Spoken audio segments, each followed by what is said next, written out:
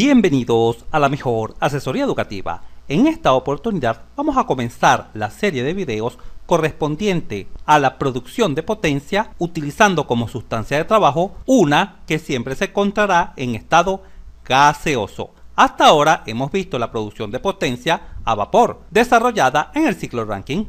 Muy bien, la producción de potencia por medio de gas se efectúa fundamentalmente de tres formas: en motores de combustión interna, donde la combustión ocurre dentro de las fronteras del sistema. En estos motores estaremos viendo el ciclo Otto y el ciclo Diesel. Posteriormente analizaremos las centrales eléctricas con turbina de gas. Normalmente estos ciclos son denominados ciclo Brayton.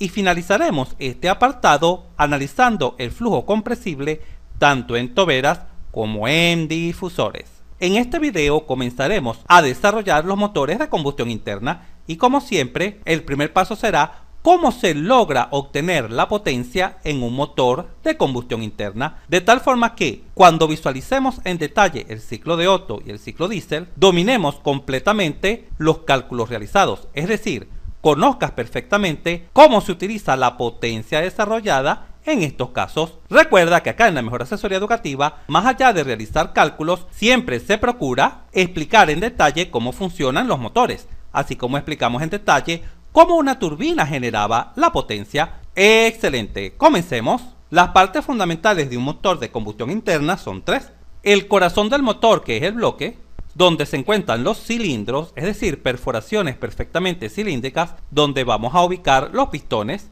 En la parte superior se encuentra la culata. En algunos países le dicen cámara. Y finalmente acá en la parte inferior tenemos el cárter, que es el encargado de conservar el aceite que lubricará el motor. Ahora bien, fijemos nuestra atención en los bloques. Los bloques pueden tener diferente cantidad de cilindros y mientras más cilindros tengan, más potencia desarrollará el motor. Así podemos encontrar motores lineales donde las perforaciones se ubican una detrás de otra en línea recta, obsérvese acá, y también tenemos motores en V, obsérvese acá. ¿Cuál es la ventaja de los motores en V? Que en los motores en V podemos tener mayor cantidad de cilindros, mayor cantidad de perforaciones cilíndricas. Por ejemplo, se visualizan 10 perforaciones que si la hubiésemos querido colocar en forma lineal, el bloque tendría que ser muy largo, por lo que sería difícil ubicarlo dentro del vehículo. De allí que el uso de los bloques en V sea cuando se necesita mayor cantidad de cilindros dentro del mismo. En cambio, cuando la cantidad es poca, como por ejemplo 4 cilindros o 6 cilindros, el bloque puede ser lineal. Normalmente la notación de los bloques en V es esta, obsérvese acá abajo. V10 significa que tiene 10 cilindros. V8 significa que tiene 8 cilindros. Muy bien, continuemos. Tal como ya te mencioné, dentro de los cilindros vamos a ubicar los pistones. El pistón, también conocido como émbolo, acá se visualizan. Pero veamos más en detalle el pistón. Acá visualizamos un corte de un pistón. La parte superior del mismo es conocido como la cabeza del pistón y la parte destacada en amarilla como la falda del pistón. Obsérvese que el pistón tiene un orificio. En este orificio es donde se ubica el perno, bulón o pasador, que será el encargado de sostener la biela. Más adelante vamos a observar con más detalle la ubicación de la biela. Acá podemos visualizar una vista frontal de un pistón. Se visualiza su agujero principal, donde, repito, estará el pasador, perno o bulón que sostendrá a la biela, así como la cabeza del pistón y la falda del mismo. Ahora bien, los pistones tienen tres ranuras. En la ranura superior se ubica el anillo de compresión. En la ranura central, la ranura del medio, se ubica un segundo anillo de compresión que también juega el papel de barrido. Y en este momento quizás te preguntes, pero ¿barrer qué? Barrer los residuos de aceite que quedan en las paredes del cilindro. Y acá en la ranura inferior, la tercera, se ubican tres anillos. El anillo de aceite, el encargado de lubricar el contacto entre el pistón y el cilindro. Recuerda que los cilindros se encuentran en el bloque y el pistón está ubicado dentro de los mismos. Y por supuesto, como el pistón se va a estar moviendo de forma vertical hacia arriba y hacia abajo rápidamente, debe existir una lubricación para alargar la vida útil tanto del bloque como del pistón, ya que la fricción que se genera es considerablemente grande. Así, en esta tercera ranura se ubica el anillo de aceite y se ubican dos anillos, uno superior y uno inferior, que son los encargados de sujetar el anillo de aceite. Excelente. Continuemos en nuestro breve repaso de los elementos de un motor de combustión interna. Ahora visualizamos las bielas. Obsérvese acá. Si se tienen 4 pistones, se tendrán 4 bielas. Por supuesto, si el número de pistones es mayor, por ejemplo 6, 8 pistones, también se tendrán 6 u 8 bielas. Este elemento, la biela, es el encargado de unir el pistón al cigüeñal. En esta figura se visualiza el pistón unido a la biela y se visualiza parte del bloque. Recuérdese que en los bloques se encuentran los cilindros, estos cilindros que se visualizan acá, donde se desplazarán los pistones. Pero veamos más en detalle el elemento biela. Obsérvese acá. En la parte superior se encuentra el pistón. Este elemento, el perno bulón, o también conocido como pasador, es el encargado de sostener la parte superior de la biela con el pistón. ¿De qué forma? Primero se introduce la biela y luego el perno se introduce por este orificio, el orificio que tienen los pistones, de tal forma que pasa por el orificio del pistón y también pasa por el orificio de la biela, sosteniendo la misma al pistón, y además la unión hecha de esta manera permite que la biela tenga libre rotación dentro del pistón. Por supuesto, antes de ubicar el perno se coloca un buje, ya que justamente existirá movimiento rotacional en la parte superior de la biela, y la otra parte de la biela, esta que se encuentra acá, más ancha, es la que irá conectada al cigüeñal. Pero obsérvese que esta parte viene dividida en dos. Vamos a hacer un corte acá. Viene dividida en dos partes. La primera mitad se encuentra unida al cuerpo de la biela y la segunda mitad se atornilla al cuerpo de la biela. Y finalmente se ubican estos cojinetes justamente en este agujero, ya que también esta parte de la biela tendrá movimiento libre rotacional. Genial. Continuemos. Ahora estamos visualizando el cigüeñal. Obsérvese que el mismo tiene un eje principal destacado en azul. Este eje principal contiene algunos agujeros, como por ejemplo este, que son los agujeros por donde saldrá el aceite. Muy bien. Además, la parte destacada en azul del cigüeñal es conocida como muñón.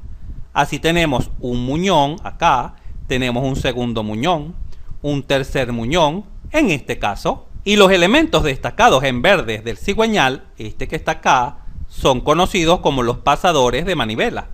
¿Por qué? Porque justamente en estos elementos destacados en verdes es donde va unida la biela, tal como se visualiza acá en esta zona. Obsérvese cómo la cabeza de la biela atornillada se une al cigüeñal y se une exactamente en los pasadores de manivela, es decir, en los elementos, repito, destacados en verde. Y quizás te preguntes, pero ¿por qué el cigüeñal tiene esta forma? ¿Por qué contiene estas partes metálicas destacadas en amarillo? Estas partes metálicas destacadas en amarillo son los contrapesos del cigüeñal, los cuales permiten que el mismo complete la rotación. Acá se visualiza la instalación de los 4 pistones con sus 4 bielas, observes acá, unidas al cigüeñal. Por supuesto, a medida que el cigüeñal rota, los pistones tendrán movimiento vertical, tanto hacia arriba como hacia abajo. Y ojo, mientras 2 están abajo, los otros 2 se encuentran arriba. Y acá en esta parte puedes visualizar con más detalle lo que está sucediendo. Tenemos el pistón, la biela, unida al corte de un cigüeñal. Acá lo puedes apreciar mucho mejor. Tenemos el pistón con su movimiento vertical, de vaivén hacia arriba y hacia abajo, tenemos la biela y tenemos el cigüeñal y por supuesto el eje del cigüeñal. Ahora bien, ¿pero por qué esta disposición? ¿Por qué se ha construido de esta forma? Pon mucha atención, porque esta instalación permite transformar el movimiento lineal del pistón, movimiento lineal de vaivén hacia arriba y hacia abajo, en movimiento rotacional del cigüeñal. Y como veremos más adelante, justamente la rotación del cigüeñal es la que se aprovecha para que las ruedas de los vehículos puedan rotar con la potencia que les proporcione el motor. Ahora visualizamos los árboles de leva. Los árboles de leva se encuentran ubicados en la parte superior de los pistones y son los encargados de aperturar o cerrar las válvulas de admisión y escape. Acá se visualizan dos válvulas. La verde es la válvula de admisión y la gris es la válvula de escape. También se visualizan las cuatro partes fundamentales de una válvula: el pie, la ranura, el vástago o cuerpo de la válvula y finalmente la cabeza, que es la que cierra y abre la entrada o salida de sustancias que se encuentran dentro del cilindro del motor. Ahora bien, obsérvese esta figura. Para que el sistema funcione, algunas veces deberán estar abiertas las válvulas de admisión y otras cerradas las válvulas de escape. Pero ¿cómo lo logramos? Justamente con estos árboles de leva, que por supuesto son estos mismos. Pero acá se ha destacado en verde la parte de la leva que tiene contacto con las válvulas de admisión. Y ojo, destacadas en gris, la parte que tiene contacto con las válvulas de escape. Perfecto, hasta este momento nuestro motor lo tenemos armado de esta manera: el cigüeñal, las bielas que unen el pistón al cigüeñal, tenemos el bloque, que es donde se encuentran los cilindros donde se desplazan los pistones, tenemos las válvulas y tenemos los árboles de leva. Perfecto, continuemos. En pantalla visualizamos el funcionamiento de nuestro cilindro pistón. Recuerda que el cilindro, destacado acá en negro, es la perforación que se encuentra en los bloques. El pistón se encuentra destacado en verde, la biela y el cigüeñal. Justamente acá es donde nos vamos a detener, ya que el funcionamiento a partir de este modelo es el que estaremos analizando en termodinámica y que llamaremos ciclo Otto y ciclo diésel. Pero, ¿qué está sucediendo en esta figura? En este caso es fácil visualizar que la válvula destacada en verde es la válvula de admisión, que permitirá la entrada de cierta sustancia, mientras que la válvula de escape, esta que está ubicada en la parte derecha de la pantalla, permitirá la salida de ciertas sustancias. Pero ojo, atención, acá en este agujero del centro, acá, ¿qué elemento se encuentra? Muy bien, se pueden encontrar dos elementos, o una bujía, obsérvese acá el lado izquierdo de la pantalla, se puede encontrar una bujía o se puede encontrar un inyector de combustible. Y en este momento te preguntarás, ¿pero cómo así? Cuando estudiamos el ciclo de Otto en detalle, visualizaremos que modela los vehículos que son encendidos por chispa. Y en estos vehículos que son encendidos por chispa o arco eléctrico generado por la bujía, ¿qué sustancia enciende esta chispa o arco eléctrico generado por la bujía? Enciende una mezcla de aire y combustible. Por acá visualizaremos que entrará aire más combustible. Y luego, gracias a la chispa de la bujía ubicada acá, se encenderá, le proporcionará calor a la sustancia de tal forma que la hace explotar. Y justamente dicha explosión empujará el pistón hacia abajo, entregándole potencia al vehículo. Por otro lado, también estaremos viendo el ciclo diésel. ¿Qué sucede en el ciclo diésel? Que en vez de entrar aire más combustible, únicamente entra aire. Ojo. Y una vez que el aire es comprimido a una temperatura que se encuentra por encima de la temperatura de ignición del combustible, se inyecta o se rocía el combustible por la parte superior. Se inyecta justamente con un inyector de combustible. Y como la temperatura del aire se encuentra por encima de la temperatura de ignición del combustible, ocurre una explosión. Explosión que por supuesto también le entrega potencia al pistón y por ende al vehículo. Así podemos visualizar las dos grandes diferencias entre el ciclo Otto y el ciclo diésel. La primera diferencia es que la sustancia de trabajo será una mezcla de aire y combustible, ojo, en los ciclos reales, es decir, lo que sucede en un motor real. Mientras que en los motores reales diésel, la sustancia de trabajo es el aire, únicamente el aire. Y la segunda y más importante diferencia es la forma en que le entregan calor a esta sustancia. En un ciclo Otto, el calor es entregado a través de una bujía, de un arco eléctrico, de una chispa, que enciende la mezcla. Esta es la forma de encendido en un ciclo Otto a través de una bujía. Pero la forma de encendido en un ciclo diésel, donde tenemos únicamente aire, es a través de un inyector de combustible. Así, en este video introductorio queda bien en claro la diferencia entre un motor real que utiliza bujía y un motor real que utiliza inyector de combustible. ¡Excelente! Avancemos. Por último, visualizamos el cárter o depósito de aceite del motor, que se encontrará ubicado en la parte inferior del mismo, y algunos vehículos utilizan una bomba de aceite para lubricar todas las partes móviles del motor, pero en otros vehículos, en vez de utilizar una bomba de aceite para impulsar el aceite del cárter hacia las partes móviles del motor, lo que hacen es sumergir parte del cigüeñal acá en el cárter, parte del cigüeñal, de tal forma que cuando el cigüeñal rote, por salpicadura, lubrica el motor, y tal como ya te mencioné, el cárter se encuentra ubicado en la parte inferior. Observa,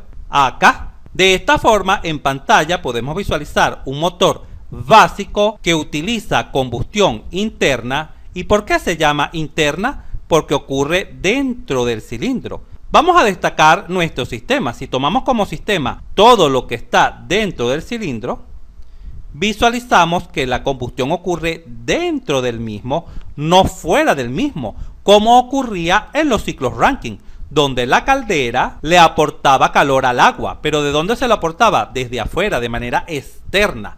Ahora no, acá se le aporta calor a la sustancia de trabajo, bien sea la mezcla de aire y combustible o aire, internamente, ¿correcto? De allí el nombre de motores de combustión interna. Pero ahora bien, ¿de qué forma exactamente el motor envía potencia a las ruedas del vehículo? Observa, acá visualizamos nuestro motor. Y por supuesto, tal como ya sabemos, al girar el cigüeñal, gira un eje. Y justamente esta potencia de rotación es la que queremos aprovechar para mover las ruedas de nuestro vehículo. Por lo tanto, vamos a ubicar las ruedas de nuestro vehículo. Acá se visualizan. ¿Cómo se moverán estas ruedas?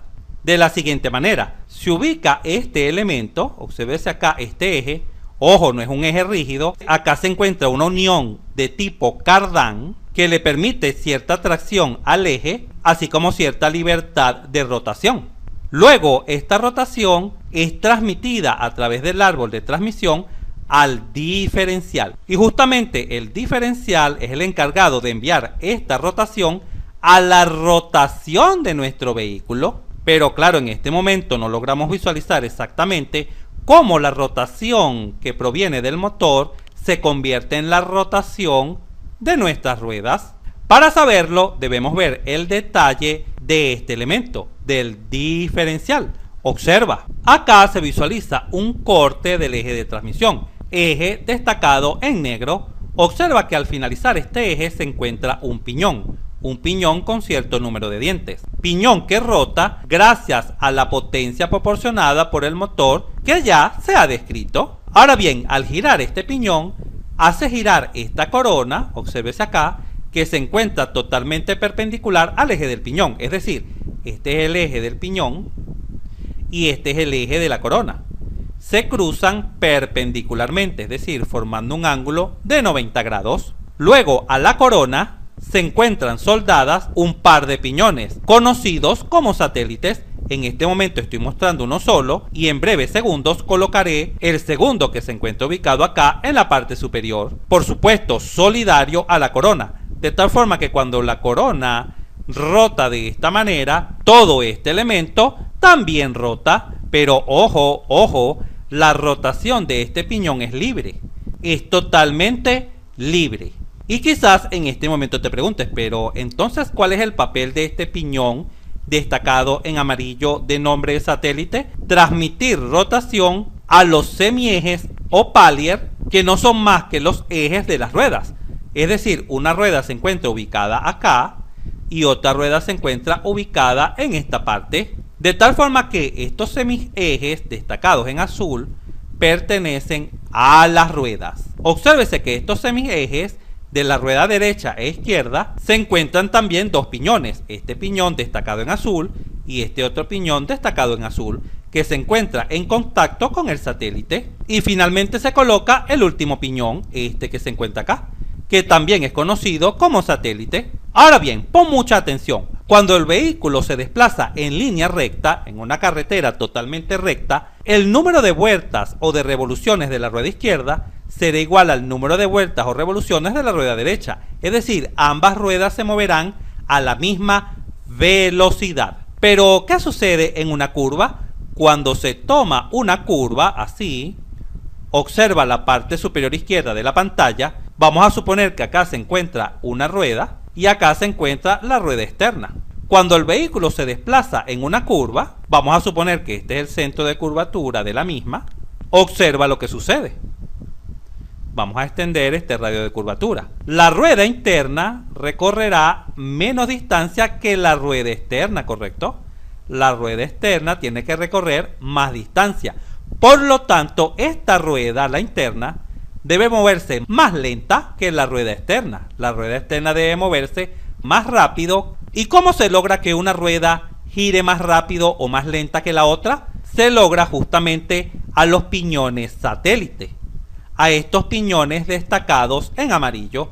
Gracias a estos piñones es que se puede lograr cubrir esta necesidad de que una rueda gire más rápido que otra, cuando, repito, el vehículo está tomando alguna carretera que posee una curva. Sin embargo, un efecto secundario del diferencial es el siguiente. Si una rueda se encuentra, por ejemplo, en hielo, y la otra rueda se encuentra sobre una superficie donde tiene buena tracción, buena rugosidad, el diferencial, al recibir la potencia del motor, le enviará toda la potencia a la rueda ubicada en el hielo. Vamos a suponer que es esta. ¿Y cuál es el problema? Que esta rueda deslizará y no le permitirá el movimiento a nuestro vehículo, pues esta pequeña consecuencia del diferencial ya fue corregido a través de un diferencial conocido como diferencial de deslizamiento limitado, el cual, repito, corrige esta situación. Cuando una rueda se encuentra sobre una superficie de poca rugosidad y la otra se encuentra sobre una superficie